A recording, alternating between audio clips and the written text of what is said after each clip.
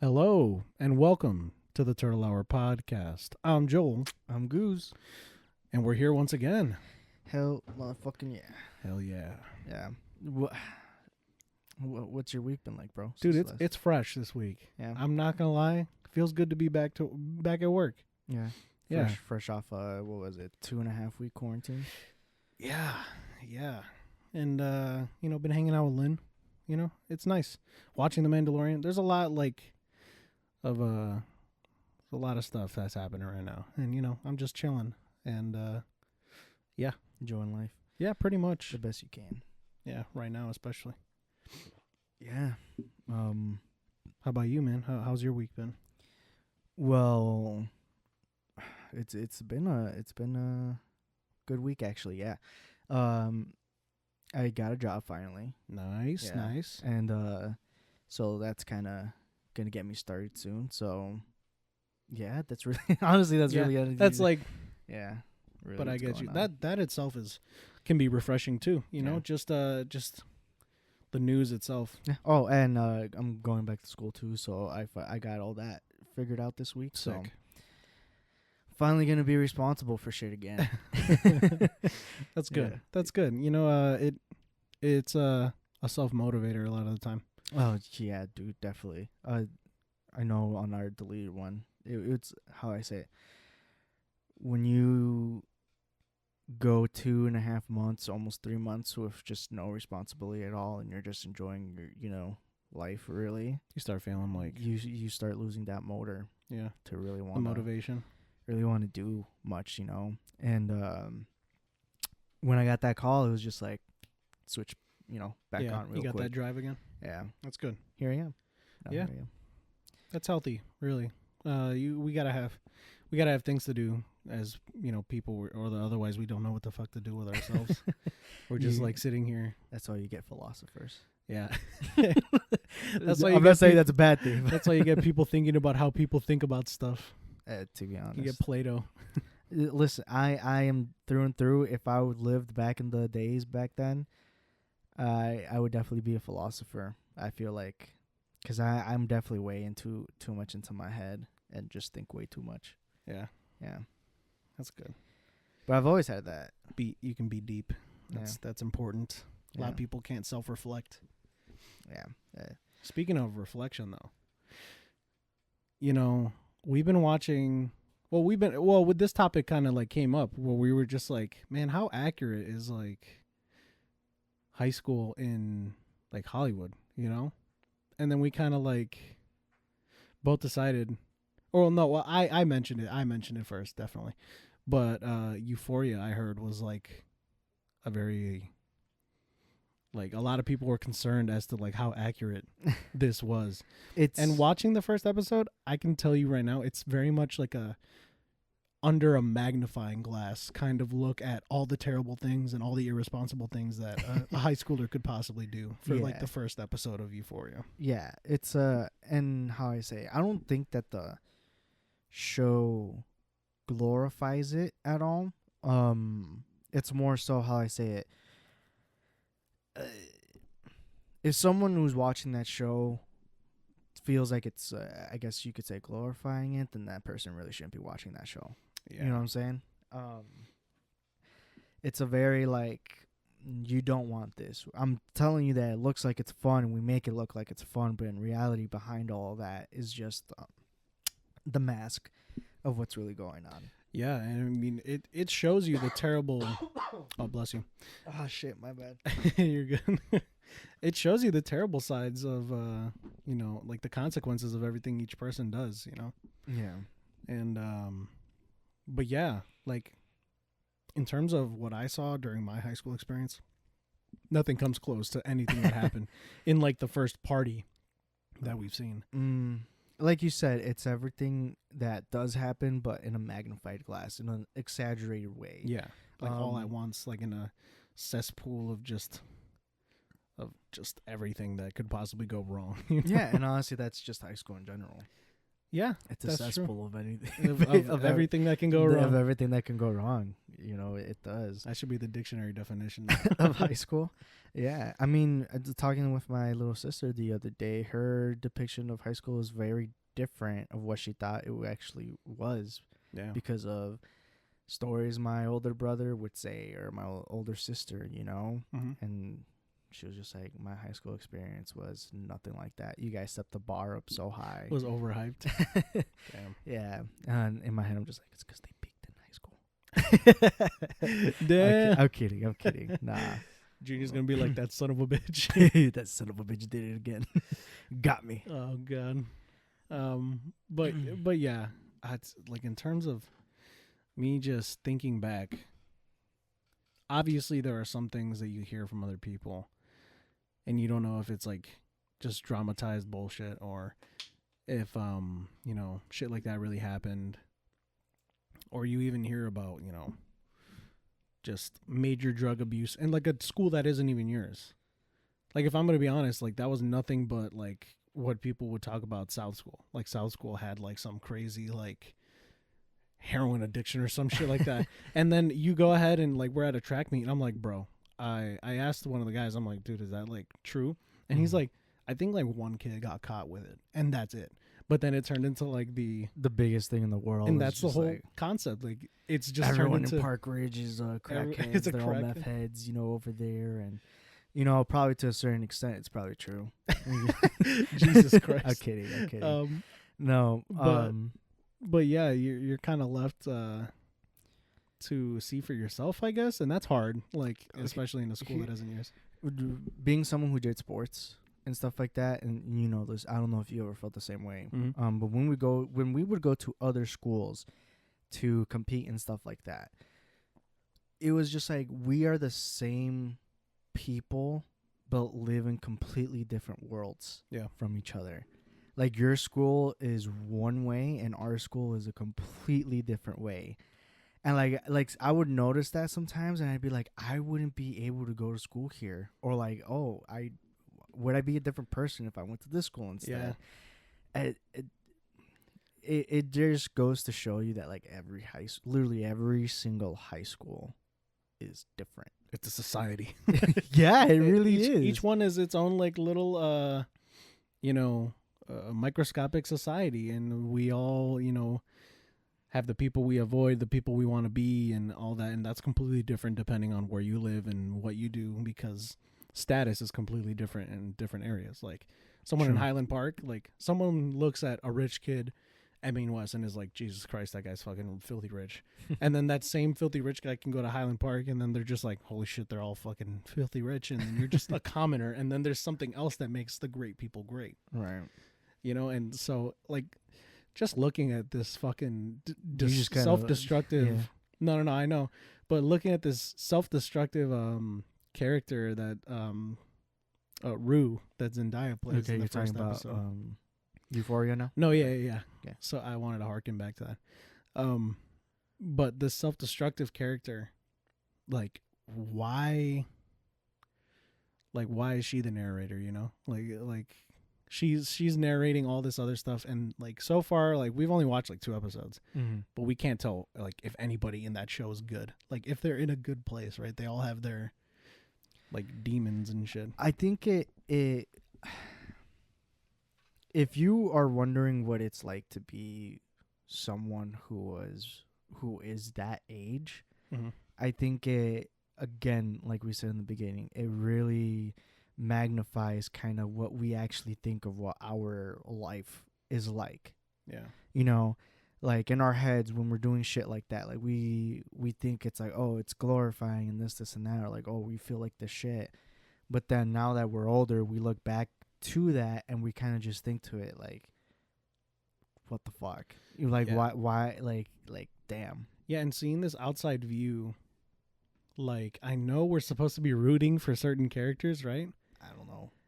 I don't feel that way. Right? About the show. I don't know. I feel like maybe each show should have a character you should root for, this but is I haven't found that yet. No, you know what? This is good because I feel like you have one view of the show that's kind of different from my view of the show. So I don't want to make this about the show, but no, yeah. But the concept, I don't know, it's different. It's different when you can't place yourself in that situation, you know? You're just looking in on these kids, and I feel like, I don't know, an adult, right? Like, you're looking in on these kids and you're like, Jesus Christ, what are these kids doing? One of them's doing drugs, one of them's a freaking possessive psychotic like boyfriend. Mm-hmm. This other one is just literally hooking up with everybody to get the previous guy jealous. And you're just like, Jesus, like, I can't see where they're coming from, right? Mm-hmm. But then you, like, the more you get to know Rue, right? Mm-hmm. The more not sorry you feel for her, but the more understanding you are of why she is the way that she is, you know, just so addicted to drugs and that feeling of getting high.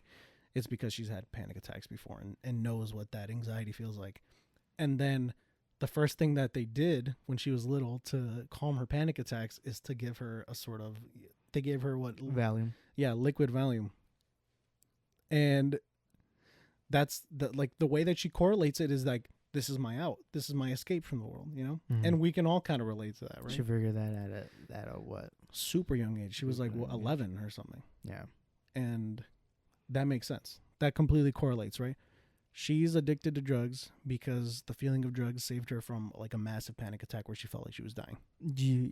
Yes, that is a big piece to that puzzle. Mm-hmm. But then there's the other part where her dad was sick and she took, obviously maybe the part of the reason that she took that drug is because she was thinking back to the Valium. But then once she did take it, she now started connecting it to her relationship with her father. Too. You know what I'm saying? Fucked. So it's just like maybe, and now that her father is gone, you can also think about it as just like, okay, not only is she addicted to drugs because they introduced it to her at such a young age, mm-hmm. but also because she's trying to, in her mind, maybe subconsciously, maybe she doesn't fully admit it to herself yet, but it's also because she wants to feel what her father was feeling in those moments. Maybe not what her father was feeling, but more so, it's the only thing I have left to remember my father by. Yeah. Do you get what I'm saying? No, yeah, and like then you can kind of apply that like back to kind of comparisons. Like you have things in your life that you do to cope really with all this, like especially in high school you're just like a little melodramatic shithead and you're way too much in your head. It doesn't matter who you are, you're always going to be that way. And there's always a platform for escape, and hers is drugs, which is like an extreme, at least in our high school experience. Remember, like this is like a little suburb high school. And for me, the reason I kind of say I beg to differ from what you experienced is because I knew a lot more people our age too that were not just in our school. You know what I'm saying? That's true. Like, and I talked to people out of our school pretty heavily towards like junior year and all that stuff, and I at least did get to hear those parts of those, experiences from people. Mm-hmm. And again, like I wouldn't say I'm fortunate, but I'm lucky. I've been lucky enough to, know that 1 in a million that's going through something like that. You know what I'm saying? Yeah.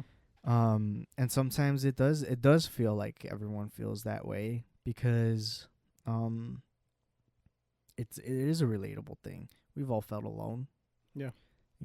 We've all been there and tried to look for an out for something, and some of us decided not to do certain things, and other of us not so much. Yeah. And I think that's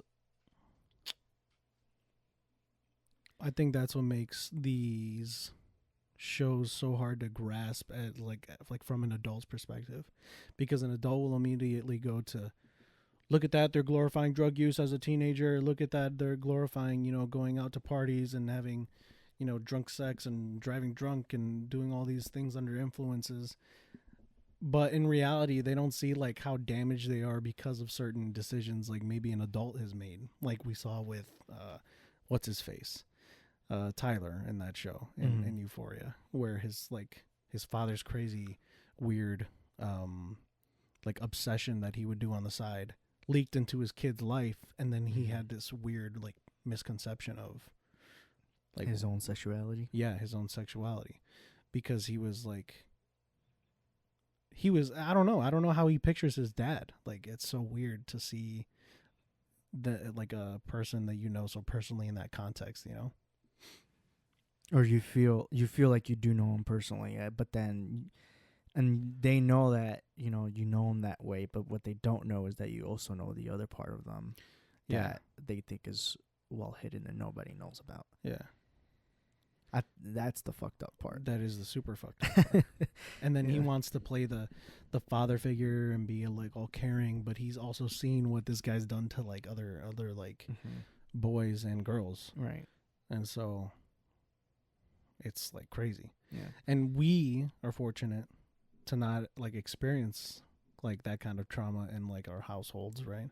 Oh yeah, for But sure. definitely, like we said, this show, most shows tend to do this. They put everything under, well, high school shows, I mean, they tend to put situations under a magnifying glass, and they Yeah. group up all of the Yeah. possible bad things. And I think sometimes what these shows, I guess you can say, are really trying to do is just trying to convey the message of just like there is so much more going on behind closed doors than what know. There's more than what meets the eye. Mm-hmm. Fucking- But then there's this sort of denial that the adult viewers see in it, right? And they're like, "Oh my god, this show is gonna make my kids do drugs like this." When in reality, the show's trying to convey, "Hey, maybe your kid has found an out through these like, self like harmful like means." And you really like it's sometimes that they can't grasp that situation. Like another show is 13 Reasons Why. Mm-hmm. And there was remember that super large like uproar from parents Mm-hmm. about the show glorifying suicide. Mm-hmm. That one I can kind of understand, because she did kind of use her suicide as a form of revenge against people. Mm-hmm. That's like the blatantly obvious topic, right? Mm-hmm. But in reality, it's like, look at the damage that, like kids are doing each other, and it's because of parental Pressure? not even pressure. It's just ignorance, really. Mm-hmm. It's like these parents that think they know their kids so well and insist that they know their kids so well that they would never do something like that. Mm-hmm. Like the Asian kid, Zach, right? He Mhm. was the saint under his mother's like eye, right? Mm-hmm. And so when Clay keyed his car or some shit, the mom was like, "I can't believe this is happening." And then when he gives the explanation, the mother's like, "This is such like bullshit," and stuff like that. But Zach knows very well that his mom sees him in this light, so he can't open up to anybody about the way that he feels about anything. Mm-hmm. And so it's this idea of like having to preserve the parents' notion of you becomes a very like forefront kind of thing. And I think that's the ignorance I'm trying to touch on, really, is that sometimes parents think that their kids are perfect, but that's because the kids want the parents to think that they're perfect because they don't want to disappoint them and such. So you feel like that's what those shows are trying to, I feel like convey. specifically that's what 13 Or- Reasons Why was trying to convey. or do you feel like that's just how you perceived that? I no. So Do you get what I'm saying? I'm Yeah. not saying that you're wrong, because no, you like definitely there is a fact to that, because I think we can all say we've all been part of that, yeah, that you wanna make your parents proud, right? Yeah. And doing the opposite of that is counterintuitive. You live with them, and if you're not gonna, a lot of the times you're put in a situation where if you're behaving like a dickhead, your parents are not gonna, Yeah. stand up for that. They'll kick you out if Yeah. that's like the case, which is worse for a teenager. Yeah. But if you're not listening, you're Yeah. Do you feel like maybe like how I say it? It's because our parents' generation was basically the beginning of the end per se, in terms of You're gonna have to elaborate on that just a little. like the beginning of the end of like the really good times, or like the people where people were starting to be feeling like really free and stuff like that, like the 60s and the 70s. You know what I'm saying? Like, do you feel that it's because our parents were born into that timing and their parents told like put in their heads seeing like those other people that are like so liberating, like, oh, that's not how you should act? Well, specifically in my family, right? Mhm. My mom had to be responsible for kids when she was younger, pretty Mhm. much. Like it was a lot of kids taking care of kids. Mhm. And so that household had taught her a lot of responsibility at an early age. And it put a lot of pressure on her at an early age, and she was able to take it. And, I admire my mom for that, because I cannot imagine myself taking care of like two little kids and having to do like house chores and just pretty much be a grown woman. Could barely take care of myself right Yeah, now. exactly. Like scrambled what? Scrambled eggs? What is that? How And how do you flip the tortillas with your hands? I don't what?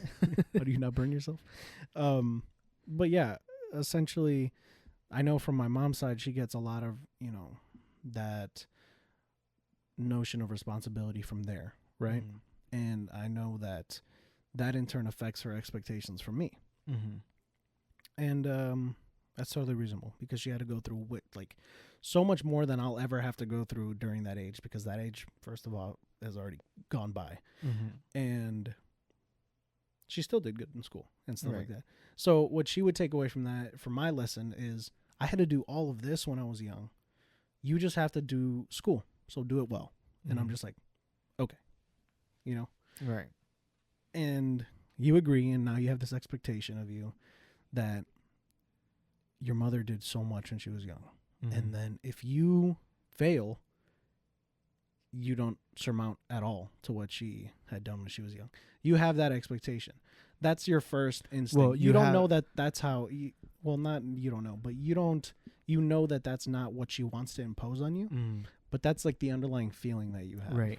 You feel like no matter like sometimes like no matter what you do, it's just not going to compare to what she accomplished like at that. No, no. I know that my successes were good for her. Mm. Like she accepted my successes. Like if I did well, Mhm. it was of my own merit, and not because she's like, I'm, oh my god, I taught him that because of the way that my childhood went. No, no, no. Yeah. She was like, good job, mijo. Like I'll get that recognition from her if I Uh-huh. do a good job.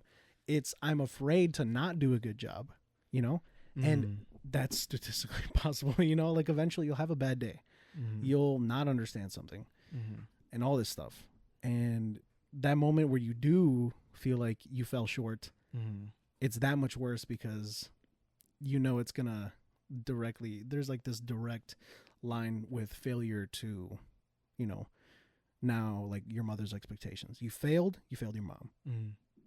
Do you feel like high school is what helped you get to that realization of that? Because obviously you haven't always felt that, right? Like that's something that you had to learn. You know what I'm saying? Like that's not something like you didn't always perceive it the way that you do now.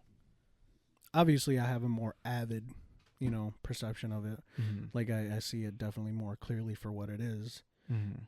because I can self-reflect now. As a kid, obviously you can't really, I don't know, you're not smart enough to like self-actualize, not even self-actualize, because that's, but you need to self-reflect pretty much. Mhm. And you need to learn how to do that first. You need to kind of look into yourself, and at a certain point when you're young, you're just kind of like living life.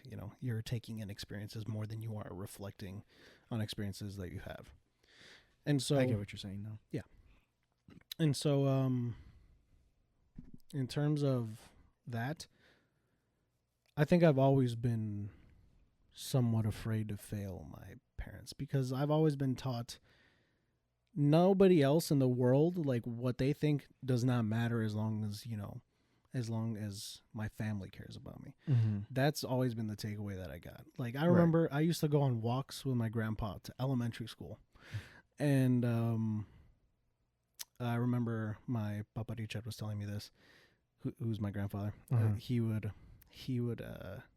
walk me to school, and then I'd be saying hello to everybody on the street, and they'd say hello back because I'm a little kid and I'm saying hello. But there's this one guy that didn't say hello back to me, and it kind of like got to me. He was like, he didn't say hello to me, abuelo, right? And he's like, that's okay, mijo. Right. There are going to be people in the world that will not treat you with the same respect that you're giving to them, but that doesn't mean that you should change that. The way that you act makes us proud and all that stuff, right? And then I'm like, yeah, I'm gonna say hello to everybody, even if they don't like it. And so I live that way because I feel like that was ingrained very early on to me, that family and family's perception of you is very important. And it's at the end of the day, it's if that's what's most important to you, then that is what you should focus on, basically. Or that, like, if all else fails, that you can fall back on that.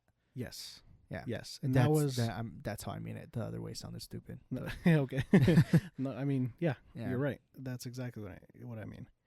And so knowing you have something to fall back on when all else fails was engraved into you.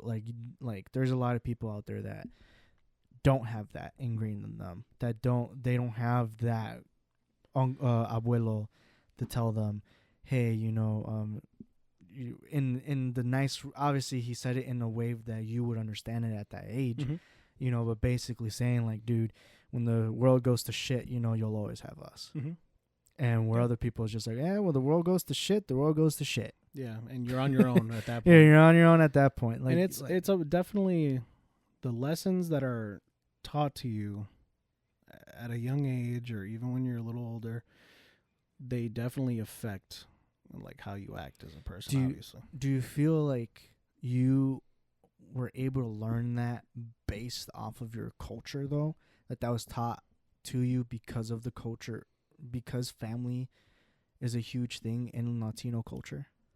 Yeah, most definitely. So yeah, the respect of like grandfathers and parents, and like I was taught the role. Like my grandmother would always tell me, parents are there to correct you and grandparents are there to love you. When it comes time to correct you, that's going to be your parents' role. Right. And you should not hate them for that. Right. They love you, and that's why they're correcting you. And we love you unconditionally because we've already done that to our kids, and we see how great you've turned out. And so I think that being ingrained into me, is that I have these people who are going to guide me, and I have these people that are loving me all the time. And from there, the family literally branches on to your tias, who are also there to love you, your tios and everything, and your cousins. But that's because, first of all, Latino families are large, no matter what. And then, second of all, they're so, at least my family is very interconnected. Like I will go visit as many aunts and uncles as much as we can. Like that's just the way that we are, because we enjoy family time. And so yeah, definitely I learned it from a young age because of how much time I spent with family, and that it just self-ingratiated. I don't want to I'm going to play devil's advocate, Go ahead. I'm going to play devil's advocate here. And in no way or form am I trying to take shots at anybody or anything.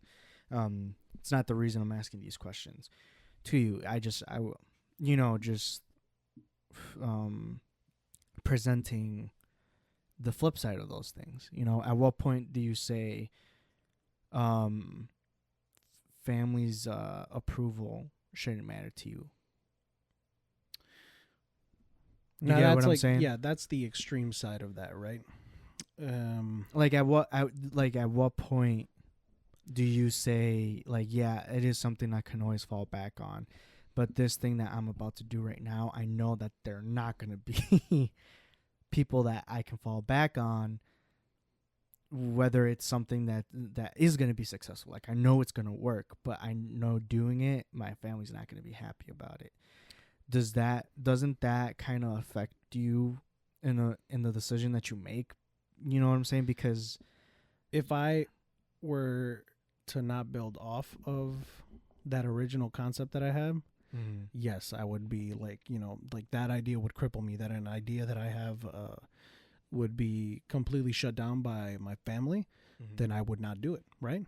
But obviously, as you grow, you learn that I'm not going to say that family isn't everything, because I believe that family is, you know, like at the core of everything that I do. But I know for a fact that now each person in my family has, like not like as any other human being has their own little hypocrisies and has their own little, paradoxes and everything that they do. And you start to notice that. And then you're like, well, if you're doing this and then you do this, then how come you're teaching me this? And then, it's like, you're not supposed to question your parents. And I'm like, no, that's not right, because I've learned from all these other sources out in the world that you are supposed to question and for yourself take knowledge into your own hands and do stuff with that knowledge. So did you learn that from high school? I did. And not just from high school, obviously. You learn it from... You keep learning, obviously, throughout your life. At first it's like, cite your sources, and then like, oh, where did you hear that from? Like, just simple phrases like that. And then you hear it from here. And then, you get the rebuttal like, oh, did you know that this person actually, like, doesn't really know what they're talking about? Like Freud. Like, if you're talking about Freud, and then you don't know that Freud is, like, on cocaine half the time, then you're just like, oh, I guess he was just a cracked out psychologist.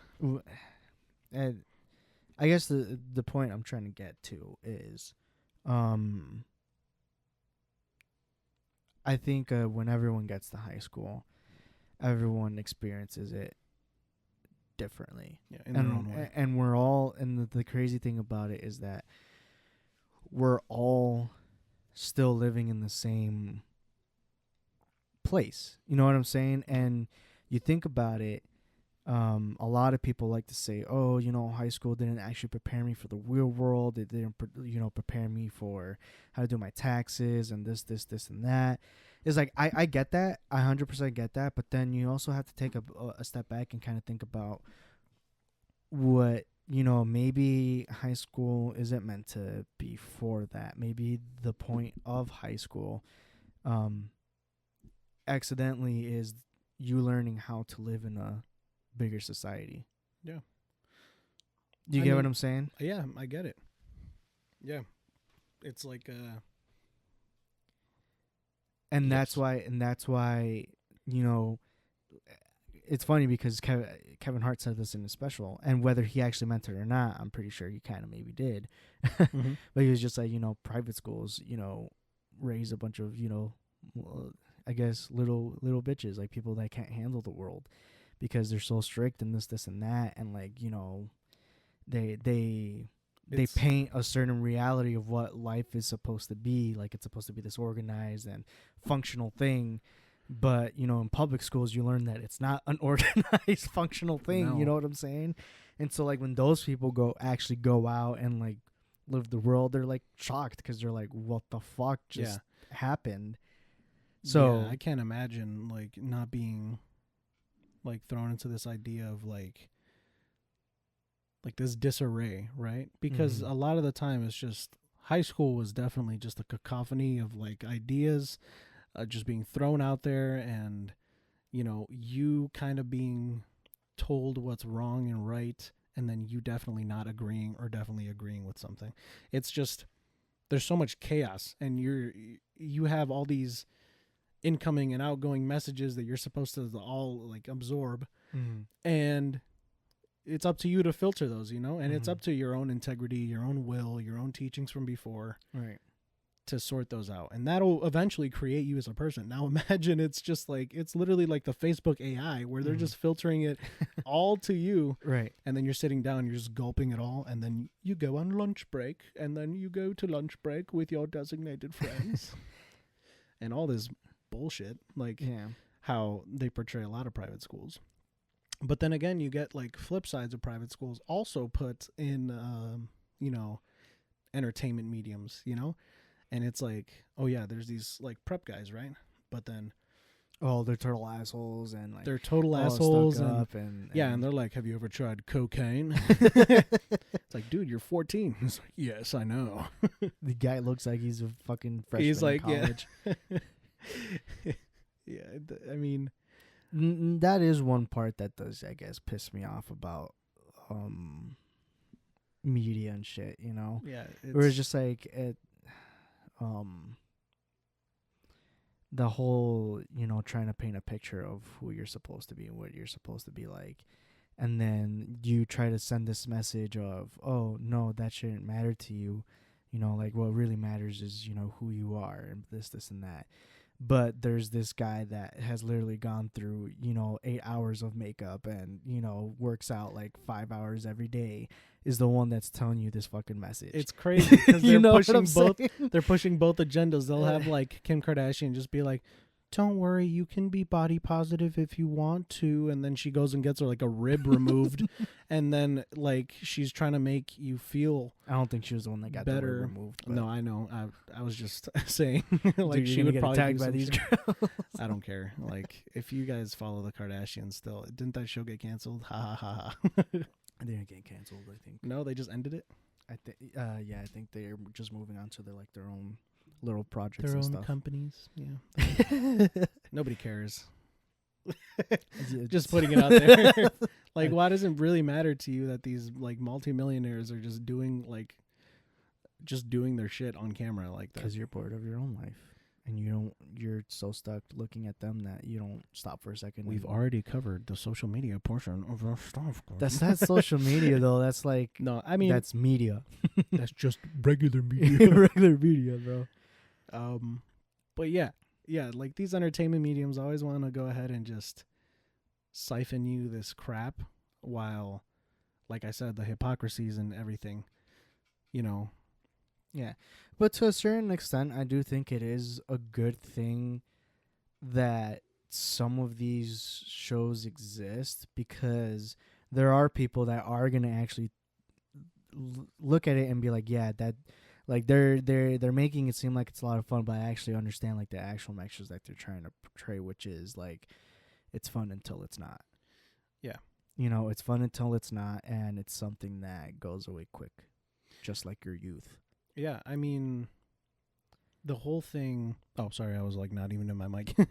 The whole thing about, I don't know how far you got in 13 Reasons Why, but like I only watched the first season. the most recent season was garbage, and I didn't even finish it. But I know for a fact that he was so stressed out because of everything that he was dealing with, and he had nobody to tell it to because he didn't trust anybody because of what he had learned from like the past experiences in the show, that he was just having a mental breakdown, right? He was just having these mental breakdowns. I have no. Who are you talking about? You got to specify. Clay is the one that has the band, Okay, yeah, Yeah.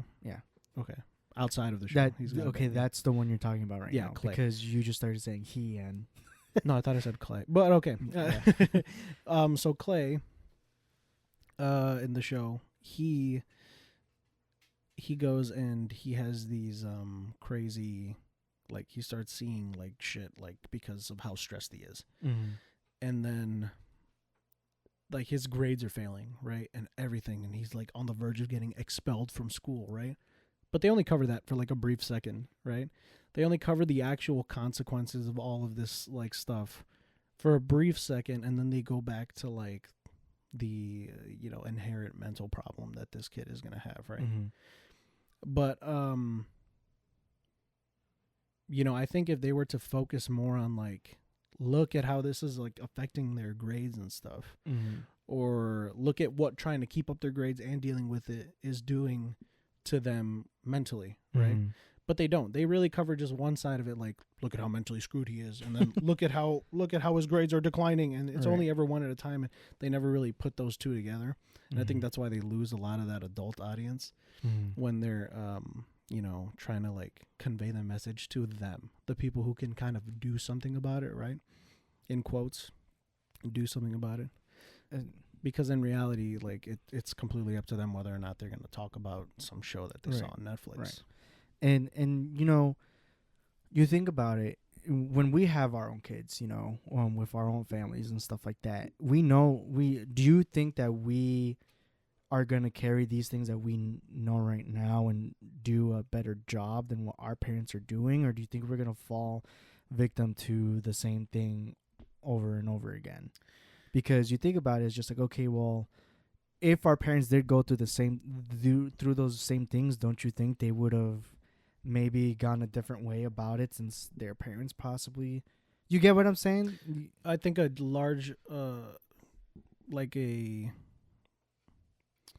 big reason why our parents may be extremely disconnected from us is because, you know, our cultural consumption, like on medias and media platforms and our phones and everything, skyrocketed. Like as soon as we were born, just technology just went and just destroyed the market. You know, like everything became about like touch screens and everything like that, and getting your hands on the latest and greatest. Since we were raised in that situation and now are looking at the implications of it on our own generation, I think that, you know, since it's not too foreign to us, like this thing that's going to be super, um, like present in our kids' lives, which I know, like for sure, they're gonna have like the hologram watches or some shit, and they're gonna be like, whoop, swipe, swipe, swipe. They're just gonna be on their hologram phone, and we'll know exactly what that kind of technology is because, oh, this is like when touchscreen came out, you know. Yeah. And when touchscreen came out, I remember this is the first thing we wanted to do and all this stuff.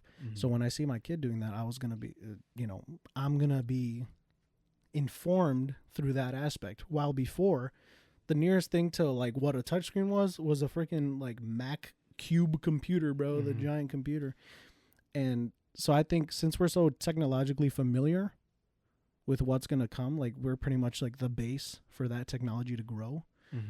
I think we'll be able to manage it a little better than our parents because that hit them from left field, and we're a little more prepared for a technological shock, basically. Yeah, pretty much, which is what a lot of parents and stuff like that went through. Like late, like very early millennials that are having their kids right now are still kind of like, struggling with it. Because I was gonna say, where like, why all of a sudden is there such a high spike in stress and depression and kids and kids younger than us, really.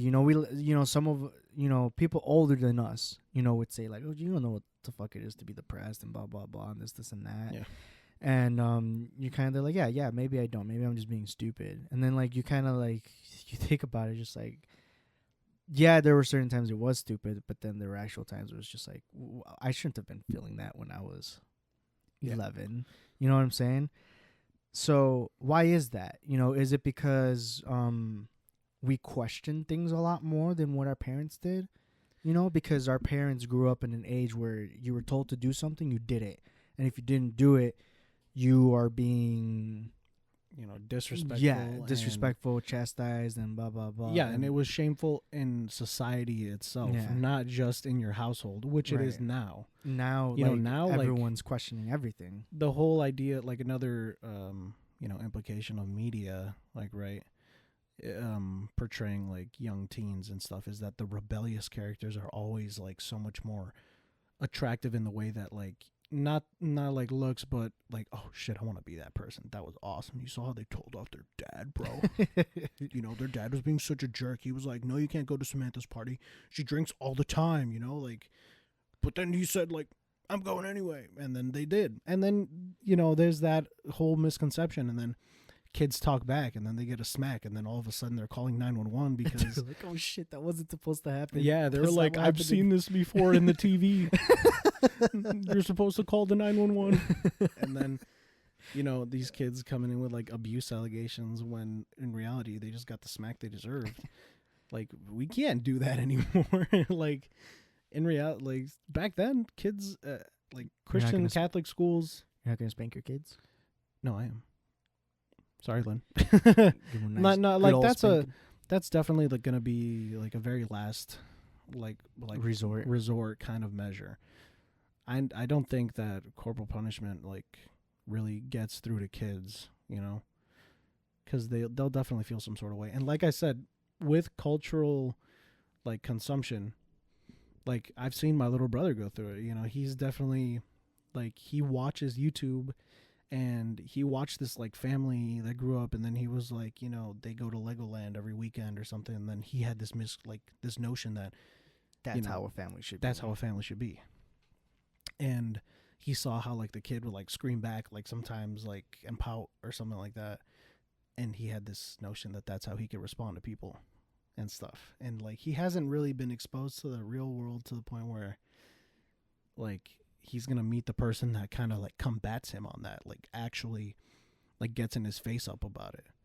And I don't know how he's gonna react. I hope he reacts like with a level head, but I doubt it. But do you think that's not going to happen for another couple years for him because he's growing up in an age where all of the people his age Exactly. believe the same thing? Yeah. So And I think so- high school is gonna be a pivotal moment for a lot of kids. And His age? yeah, because it's going to separate the people who stay kids and the people who actually grew up way too quickly. There's no middle ground anymore. It's like the middle class is just fucking disappearing, you know. And so The kids that It's grow just- up and the kids that never grow up? yeah, the kids who are like obsessed with like an anime for like ever, right? Not that there's anything wrong with it, like go Naruto, like right. But then is that really the first?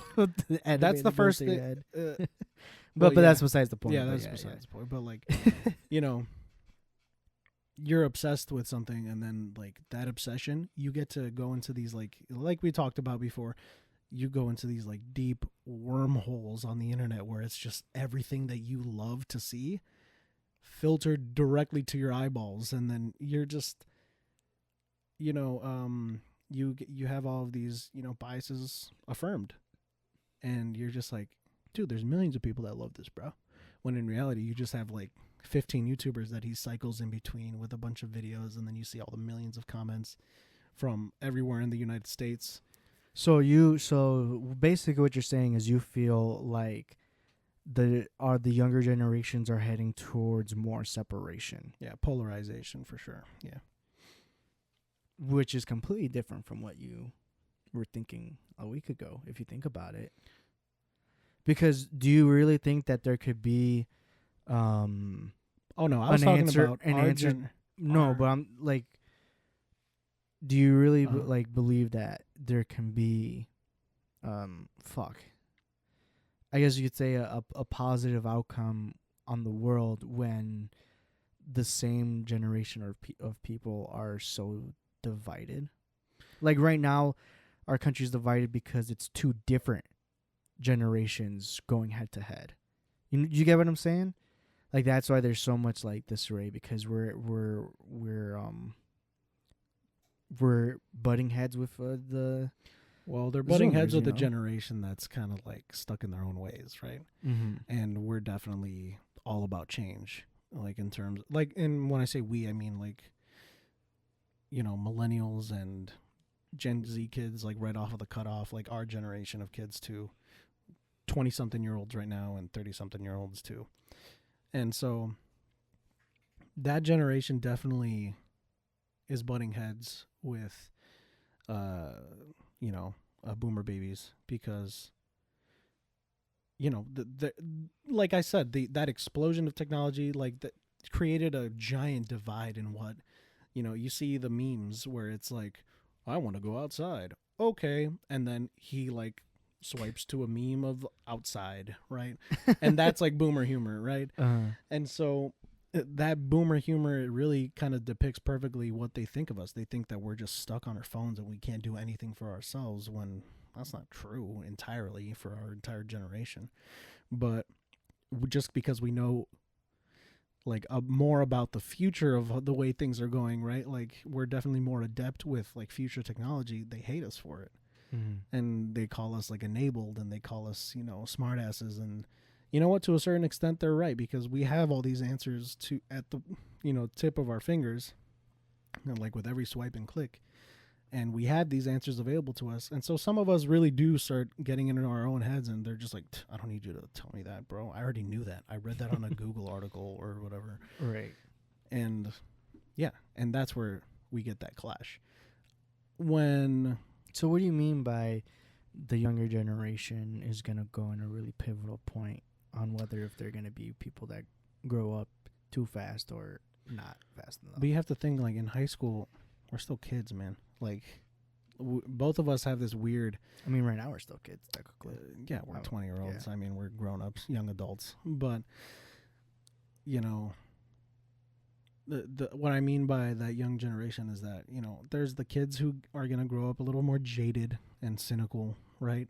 And then I think there's going to be that group of kids. I'm talking about the major populations are going to be either or, and there's obviously going to be a bunch in between as well. Mm-hmm. But I'm talking about the more focused populations are going to be either or, very polarized, right? Mm.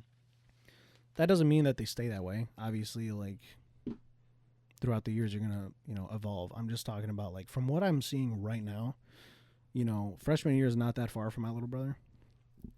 So I'm seeing it right now in my own household. And I know you've seen it with your sister, like, the way that they act is, like, pretty different than us. And I'm starting to see, like, you know, kids with, like, shorter attention spans, and I'm starting to be like a bit of a boomerist and just being like, damn, why can't these kids sit down and watch, like, all the Lord of the Rings movies with me, right? Like, right. What the fuck is this? This is so boring. What the hell? damn, calling out Maria like that, bro. That was the perfect Maria impression. I mean, I wasn't saying that. You know, I love my sister. I know, but that is probably what she would say if you put that on. Yeah, I mean, no, she does enjoy things. Like, it's not like, oh, they think it's stupid. It's just, it's, at least for me and my sister, I think sometimes it's just a little shocking when we do figure out that we do have things in common, and it's kind of just like, why do we think otherwise? yeah, like yeah, that's cool, but like I would low-key kind of want to enjoy this on the way I want to enjoy it because I like it for different reasons than you do. Yeah. You know, do you get what I'm saying?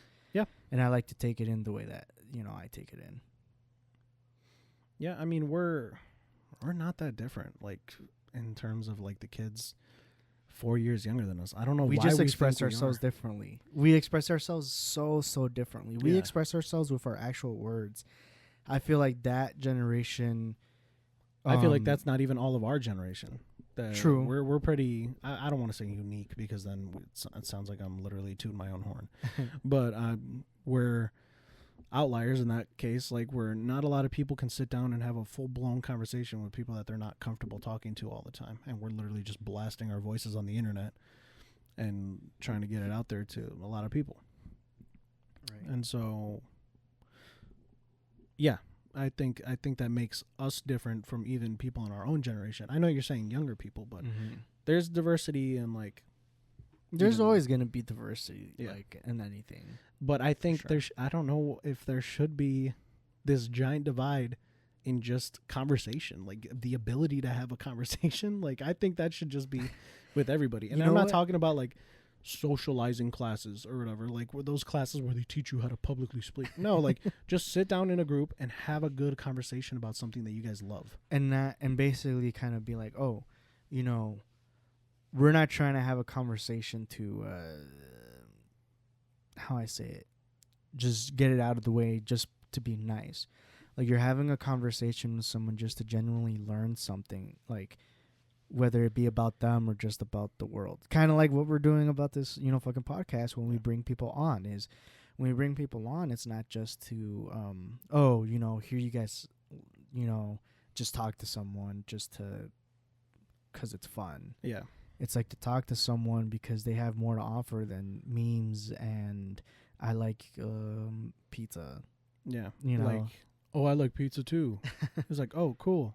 Back to our phones. And then, like, yeah, like, I feel like that's a lot of the conversations that people just have with each other nowadays, is like brief moments of getting to know something really unimportant about each other, and then going back to, like, I feel like it's just a lot of you can internalize a lot in your own device. Yeah. And like you're expressing yourself through there. So when people, I feel like maybe the reason some people say like, oh, like, yeah, we just feel dead inside, because you're not expressing yourself out to other people and have that reciprocated. because you're getting it out of a cell phone. Yeah, it's like You get so. what I'm saying? Yeah, it's so much Yeah. less potent in that Like, case. it goes to show you that human interaction actually is important for you. Yeah. Thousands of and- years of evolution is not going to disappear in 20 years, dude. Right. Like we need social interaction. That's why that's why corona is like so freaking destructive for a lot of people, because a lot of people really need to talk to another person in order to No, everybody needs to talk to another person, and sometimes it's you can be stuck in a situation where the only person you're able to talk to is someone you can't fully confide in. Yeah. And it sucks, that's a whole nother different topic of, being in a family that you feel like you can't talk to. Mm-hmm. But that just goes to show you why it's important to socialize outside of family too. That's why, like, when I ask you, like, the whole, like, what do you think are the negatives of that family culture? Like, Mhm. for me, I think one of the negatives is, like, you get so caught up in, like, oh, only what your family thinks matters, is that when someone else that's not your family tries to bring a different idea to your face, a lot of us deny it. Yeah, shy away from it because And we know exactly what our family will think, and that's what we base our decisions on. yeah. But then at that point, you just haven't learned anything in life. If I'm going to be honest. Yeah. But I mean, if you think about it, there are people that, it's easy for us to sit here and say, like, oh, yeah, we see it in the people our age or whatever. Yeah. But We're generalizing. We know we are. no. I've worked, in a different state where I was the boss of people that were older than me. Yeah. And I got to tell you, it doesn't change. It doesn't. Some people really don't fucking change. There are people that are 40 years old with a 13-year-old son that still act like they're in fucking high school. Some people really, it's mind-boggling. It's sad. It's in all honesty, like, I don't know how else to describe it that isn't like rude, It's just it's tiresome to deal with. It's like, I'm here, a 19-year-old store manager, and I'm able to act, more professional and more civil than someone who is raising a whole ass kid. That's wild, bro. That's crazy. And it's, and we're not saying, in a work environment you need to be dead serious all the time. Obviously, like, I know I for a fact have like a really great work experience with all my coworkers. We act like children all the time around each other. yeah. Because, we can confide in that, and we know that we can get stuff done. We can rely on one another. And that's where that sort of, comes into play. It comes into play because, you can confide in one another, and that leads to, just being relaxed around one another. But when you have people that are acting like that, and then also are the same people that call off 24/7, then you're just like, God, please kill me. Please take me away from this. Take me away. And it could have been for a lot of different reasons. It could have been that just the literal fact that, like, oh, they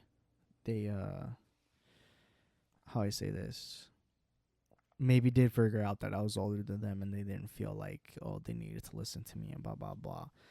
Like, if that's the case, then I can still make the same argument that, like, you're fucking childless. Yeah. Because age shouldn't play a role when it comes down to Just being professional. Yeah. And, Yeah. courteous of others. Yeah. And At least that's what we were taught. We had good teachers in that aspect, right? We got to realize that not everybody comes from a place of good background. And true. That is true. It is easy to talk, about and stand someone up here on when you don't understand the other side of why they are that they are. Yeah. But I know a lot of the time you can argue as well that, you're your own person, and especially that age, you have to find out whether or not who you're being is good for you, right? And I guess, but I don't 100% buy into that, because a lot of here's the thing. who you are is, all of that experience. Yeah, and the reality is that they live in a world where the way that they are is just reinforced that as being okay. Yes. You know what I'm saying? Like Mhm. like these other people, see, and there are probably people that say shit behind your back too, are the same ones that are trying to tell you like, oh no, you're perfectly fine. You're like, I would have done the same thing, blah blah blah. Like I would react the same way. And in the back of their head, it's just like, dude, this person's so fucking stupid. Why would they do it that way? Like, Jesus what the Christ. fuck, like people, like that's a reality, Yeah. and you're just stuck in this circle of reinforcement, and you never grow. Yeah. You can't grow that You way. can't without any lessons to be taught. Yeah, If you're just, perceived as perfect and you buy into that BS, and because you don't know anything else other than that, then yeah. I think that's why it's so hard for us to believe, like when people tell us like that kind of stuff, that like we deny it. Good job, bro. Like you really did a fantastic job. You're one of the best workers I. And we're just like, no, I'm just doing my job. I'll just, It's like, this is just take it on the chin, and you're like, you hired me for this position just like because I'm doing it good. You want to like congratulate me? like, thank you. Like, I appreciate I appreciate it, but Yeah, at but the like, same time, it's I was kind of just taught, like, kind of like that metaphor for measurements and cuts. You measure 10 times to cut once, right? So if you're doing everything right and you're taught everything, do everything the way you were taught. Add your own little spin on it if you want, sure, but just make sure you only have to cut it one time, that you're not over here like, well, I messed up the cut and now the board is too short or something like that. right. And so that's at least that's the way I was taught. Just make sure you have it all done correctly, turn it in, and it's good. Yeah. That's how you should work. Yeah. Because it's less work in the end. Yeah. Do you feel like football in high school helped you develop that kind of, I guess, work ethic though too? I wouldn't attribute it to football. Football was definitely, it helped me, learn the bond of like a team. That it helped me experience that, not learn it, but experience it, because you hear it all the time. Like a team is like important. But there you got to see it work. Like everyone had a role to play. If one person messed it up, you can see it on film, who messed up, how it affected everybody else. That team play, yes. But in terms of like self, like preparedness and everything like that, and making sure that I'm my best self when I'm working, I definitely have to attribute more to shot put and discus. Yeah. Personally, yeah. Because I know that mentally trained me to make myself better so that I can make my throws better, Mm-hmm.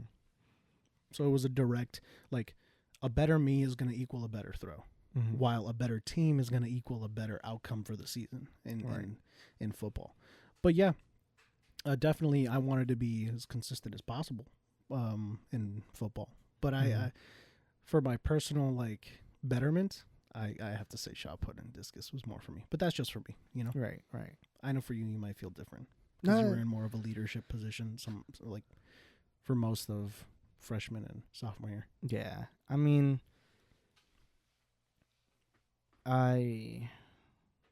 if football taught me anything in the end, it just taught me to do what makes me happy. If at the end of the day, that's what I really do feel like that's the one takeaway that I got from it for sure. I was gonna make a shitty joke. What are you gonna Tears MCL. Do what makes you happy. Fucking rips MCL off. Jeez. That was such a shit idea to play on the practice fields in the back, bro. Yeah. But- Yeah, that probably is why I got hurt. No, it wasn't because of that. Maybe, I don't know. No, I know why I got hurt. The It dude wasn't was because of big, and he he pushed Julian into my knee. That's what happened. is it really? Yeah.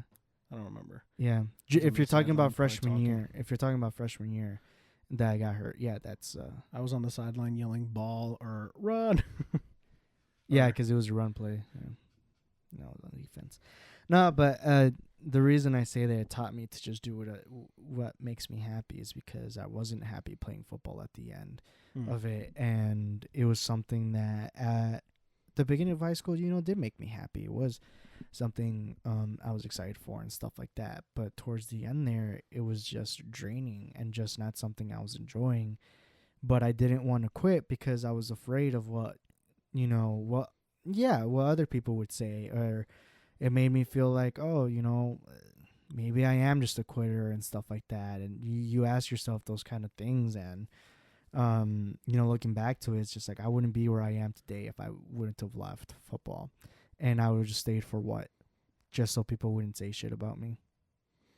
Like, yeah, when you measure the self harm Yeah, to the payout that it would and have, that's what high school does to you. A lot of people do things that, um, would affirm them in the eyes of others, yeah, or yeah, it would you know, make them look good, right? And that's not always the best move for and you. you can say that about really anything. We always want to compare ourselves to other people. It's just human nature to want to do that. And if there's any place and time that I noticed that and realized how shitty of a way that is to try and live, it was high school. Hmm. And because you see the different people, and I feel like a part of it carries into college too, because you see people doing different things, and you start feeling like, oh, I'm not experiencing that. Like, why am I not experiencing that? Yeah. Like, and they tell you over and over again that you're not going to find it's not likely that you'll find the thing you're interested in and want to end up doing for your bachelor's degree. You can even change it up to the last moment, like your junior year or something like that, and find a way to transfer credits over to that. You're always told that it's possible that you're not going to find the thing, and then you're just sitting there in complete denial, like, no, I know what I want. Like, yeah, and you're not listening to these people that have experienced everything. And it's because you don't want to look like a flip-flopper or a quitter or someone who's unsure about what he wants to do in the world, right? And because you have all these misconceptions for those kind of people who are constantly flipping and flopping around. Yeah. But college is a whole different beast, in that sense, where it's, okay to do that. It's encouraged to actually find something that you're really in love with. But I definitely have seen I have seen similar things in college though. Still, sometimes it does carry over. In terms of just like, there are people still in college that are just doing it just because it's what their parents want them to do. You know what I'm saying? Mm-hmm. There's people that are going to be working still beyond college in something that they don't really love just because, they were told like, oh, this is the only thing you're ever going to be good at, or this is you're out to be successful in the world. And you come out of it successful in their eyes, but do you ever think about those people and think that maybe they're not happy with what they're doing and they wish that they could have been doing something completely different? Like, they're happy in the sense of that they have shit set up for them, and like that they're not struggling for food and stuff like that, but they're not happy in the sense that they're not doing what they wanted to do, what actually makes them happy. Yeah, and that's an issue you'll probably face your whole life, is one where you're constantly battling like what's going to be best for you and what's something that you really want to do. And so like that's a whole other ballpark that we have yet to even discover, like we're still in this. A lot of it is responsibility. We're still in the tutorial phase before we get the full open world experience of this, to be honest, of life. But it's I think the reason I feel like maybe someone like your mom learned that really fast is because the amount of responsibility that she had on her plate at such a young age. Yeah. You know what I'm saying? And a lot of people still have never really experienced true responsibility. Yeah, you tell someone to be responsible for themselves, right? But they don't know what that means yet. Yeah. Like I said, I like scrambled eggs. What? like, yeah, it's crazy. Life is wild out there. Life is wild out there, and we don't really know what it's gonna be like, because obviously when we look at stuff that we have experienced, like high school, through like what's portrayed, like what is life actually like, man? I've only seen it through movies and Well, shit. So I can tell you this: we are definitely gonna have someone on the show pretty soon that they're not the oldest person in the world and they're not the youngest person in the world, but it's definitely someone that is older and has gone through things in their life that maybe we haven't gone through for sure. And I think we'll learn a little more from their lens of what they've learned from that, knowing, being, I guess, an almost 30-year-old person. yeah, You know, he's gonna hate that you said that. yeah, he probably is, but isn't gonna stop people from falling in love with him. He's a great guy. Exactly. Yeah, he is a great guy. But I think, yeah, even that generation sometimes needs to learn to forgive themselves too, though. Yeah, man. But like I said, like we're in the tutorial phase. We're in the tutorial phase right now, and as soon as we get out there, that's gonna be a whole different experience for us still. In the end. Yeah, I see. I see what you're saying. I can definitely say that living on my own. Oh yeah, you've gotten more Has experience points than me. living on my own and just everything. That whole Michigan experience. If anything, it taught me to lighten up, lighten up, and enjoy being young. Yeah. It was a lot. It was a lot for that, like 1 year of time. And the thing is, like, you got hit with the biggest freaking curveball of all time, and it was, COVID, and like the end of a pretty bad relationship, to be honest. And I'm really lucky that I got to experience all that. Around this time, there are people that are experiencing this in their 50s, in their 40s, and it's just like, at that point, I'm not saying like, oh, it's too late. I'm just saying it's like one pretty terrible thing could decide like how the rest of your life goes in that case, while we have this grace period to recover, yeah, called the rest of our lives. Yeah, very fortunate, I guess you could say, to experience 2 financial meltdowns in our lifetime. to be honest.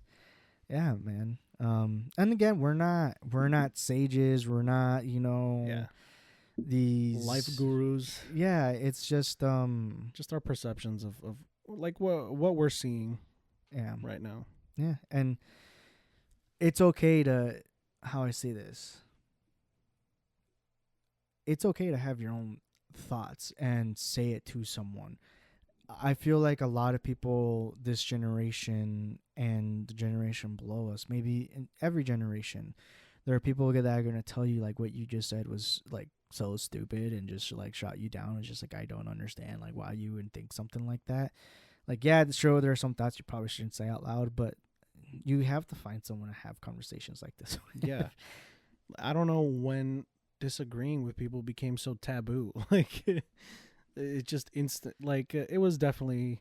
I think we're gonna have to attribute it to 2016, where everything just started going downhill. Like, people just started really disagreeing on who should be president that year, and it split the whole freaking country in half. And then we started getting shit like cancel culture everywhere, and and then a lot of just craziness in reality. The reason I think that too, though, is just that the people who had the power to say like, I understand, the people that have the power to be able to tell us and say, we don't always agree on things right now, but everything is still going to be okay. We don't have someone to tell us that. We instead had someone that encouraged do not believe anything that the other people say. Whatever it is that they say is false, blah, blah, blah. This is that.